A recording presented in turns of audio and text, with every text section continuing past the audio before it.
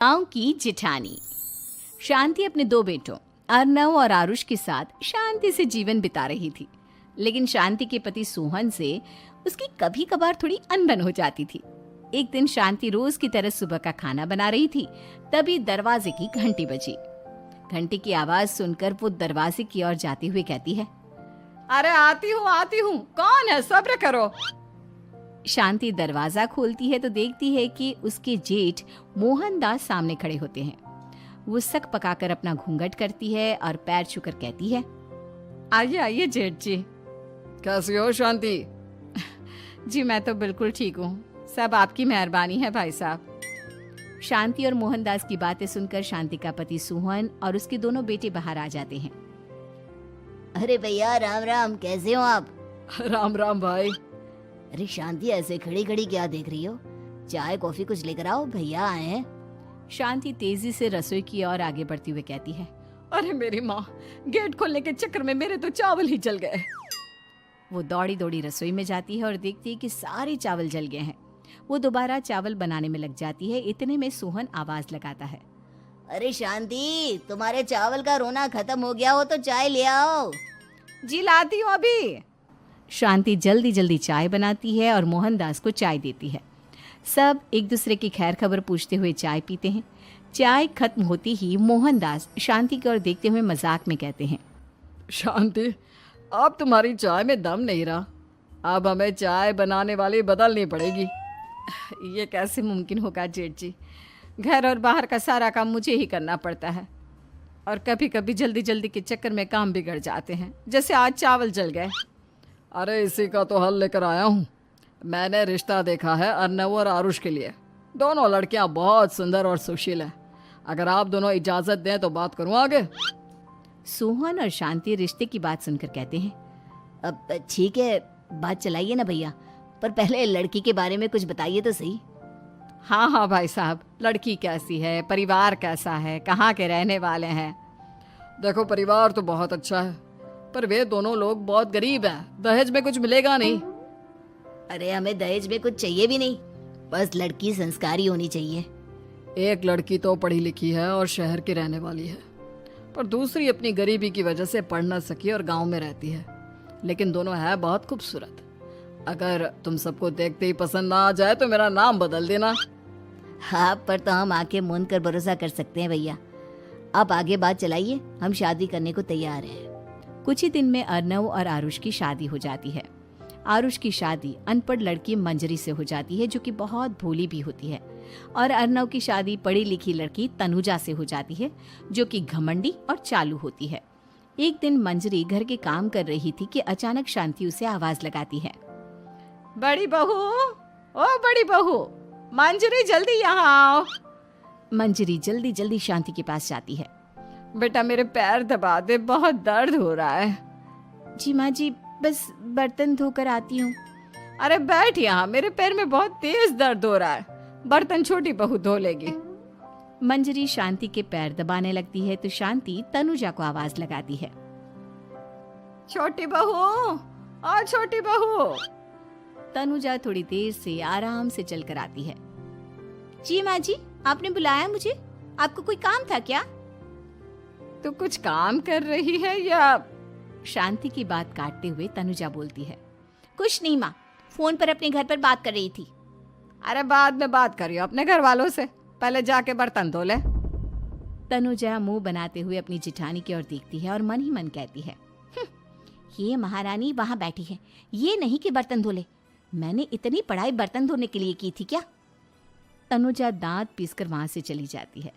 अगले दिन सब दफ्तर चले जाते हैं, तभी डाकिया चिट्ठी लाता है। शांति चिट्ठी लेकर मंजरी से कहती है, बड़ी बहू, जरा छोटी बहू को बुलाना, एक चिट्ठी आई है। मेरी तो आंखें कमजोर है तो मुझसे पढ़ा नहीं जाएगा। मंजरी तनुजा के पास जाकर कहती है, तनुजा, तुम्हें माँ जी बुला रही हैं। मुझ पर हुक्म मत चलाओ, काम बताओ काम। अरे मैंने तुम पर कहाँ हुक्म चलाया, और हुक्म चला भी दूंगी तो क्या हुआ? तुम तो मेरी छोटी बहन की तरह हो ना। तुम जैसी अनपढ़, जाहिल और गांव की गवार मेरी बहन नहीं हो सकती। बेचारी मंजरी तनुजा की बात सुनकर अपना सा मुंह लेकर रह गई। कोई चिट्ठी आई है, माँ जी तुमसे पढ़वाना चाहती है, बस इसलिए बुला रही हैं। मुंह टेढ़ा करके तनुजा मंजरी का मजाक बनाती हुए कहती है, अनपढ़ कहीं की। तनुजा का ऐसा बर्ताव देखकर बड़ी बहू बहुत दुखी होती है। तनुजा को अपनी पढ़ाई का घमंड इतना हो गया कि अब वो घर के कोई काम नहीं करती और अपनी जिठानी का मजाक बनाती रहती। तनुजा का ये बर्ताव अब उसकी सास को भी नजर आने लगा था। एक दिन शांति ने अपनी बड़ी बहू से कहा, मंजरी, तनुजा हर समय तुम्हारा मजाक उड़ाती है, तुम्हें गुस्सा नहीं आता क्या? आता तो है माँ जी, लेकिन मैं क्या करूं? जब भी उसे कुछ बोलती हूँ वो और भी जली कटी बातें मुझे सुनाकर चली जाती है। मैं उसे अपनी छोटी बहन की तरह प्यार करती हूँ, लेकिन उसके दिल में मेरे लिए कोई इज्जत नहीं। बहू, तूने वो कहावत सुनी है, जुल्म करने वाले से ज्यादा जुल्म सहने वाला अपराधी होता है। मंजरी अपनी सास का इशारा समझ जाती है। वो अपनी देवरानी को सबक सिखाने की ठान लेती है और एक दिन शांति अपनी दोनों बहुओं के साथ बैठी थी तो शांति अपनी बड़ी बहू से पूछती है, अरे बहू, शाम होने को है, कुछ सोचा है क्या बनेगा खाने में? माँ जी, मेरे तो सर में बहुत दर्द है आज। मेरी प्यारी देवरानी ही कुछ अंग्रेजी खाना बनाकर खिलाएगी। सुना है पढ़े लिखे लोग अंग्रेजी खाना बहुत अच्छा बनाते हैं, क्यों तनुजा? इतना कहकर मंजरी अपनी सास की ओर देखकर मुस्कुरा दी। तनुजा अपनी तारीफ सुनकर बहुत खुश हो गई। इतने में शांति कहती है, ये तो सच बात है छोटी बहू, ये तो मैंने भी सुना है। हम भी पक गए हैं बड़ी बहू के हाथ का खाना खा खा कर। तनुजा, तुम्हारी माँ भी तो तुम्हारे खाने की बहुत तारीफ करती है, आज हमें भी खिला दो कुछ अच्छा सा बनाकर। शांति की बात सुनकर छोटी बहू और आसमान पर चढ़ गई, पर उसे ये कहाँ पता था कि उसकी सास और जेठानी उसे सबक सिखाना चाहती हैं। तनुजा अपनी तारीफ सुनकर खुश तो बहुत होती है, पर सोचने लगती है, मुझे तो कैसा भी खाना बनाना नहीं आता, अब मैं क्या करूंगी? अगर मैंने इनको सच बता दिया तो मेरी सारी इज्जत मिट्टी में मिल जाएगी। अरे छोटी बहू, क्या सोच रही हो? खिलाओगी ना अपने हाथ का अंग्रेजी खाना? छोटी बहू हाँ में सर हिला देती है। अचानक से उसके दिमाग में एक आइडिया आता है।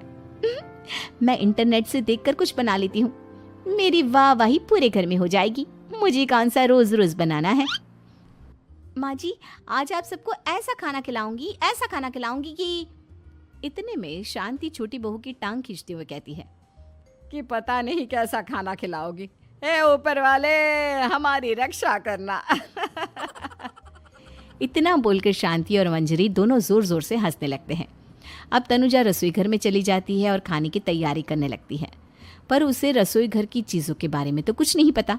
जैसे तैसे सारी चीज़ें निकालती है और इंटरनेट पर देखकर खाना बनाती है। कुछ ही देर में सब लोग घर आ जाते हैं। अरे सुनते हो, आज का खाना हमारी छोटी बहू बना रही है।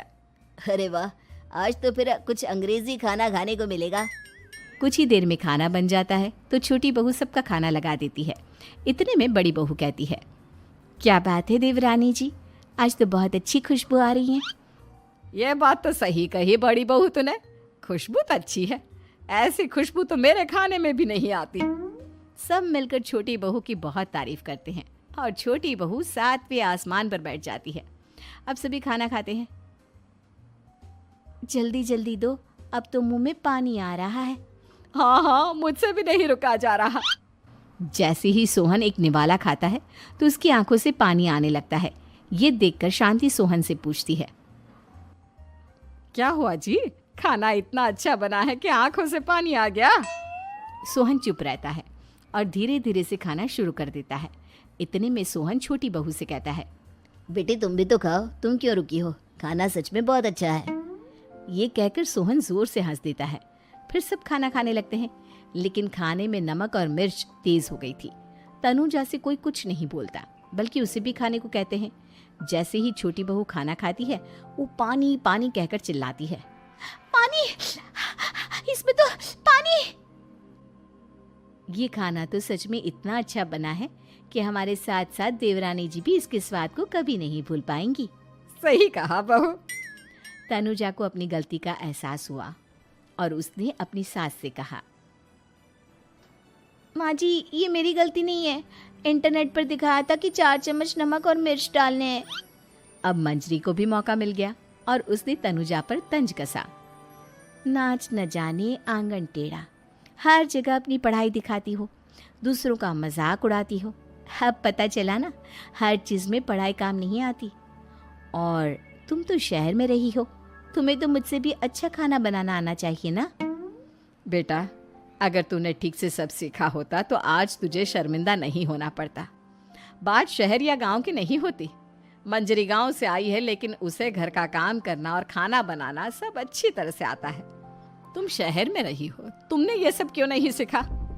छोटी बहू सर नीचा कर सबसे माफ़ी मांगती है और बहुत शर्मिंदा होती है। दीदी मुझे माफ़ कर दो, मैंने आपको बहुत बुरा भला कहा, पर आपने मुझे हमेशा ही माफ़ किया। आज मुझे अपनी गलती का एहसास हो गया है। अब दोनों बहुएं मिलकर घर का काम करने लगी और एक दूसरे को अपने गुण बांटने लगी। मंजरी ने अपनी देवरानी को खाना बनाना और घर का काम करना सिखाया, वहीं तनुजा ने भी अपनी जिठानी को पढ़ना लिखना सिखाया। शांति और सोहन ऐसी बहुएं पाकर बहुत खुश थे।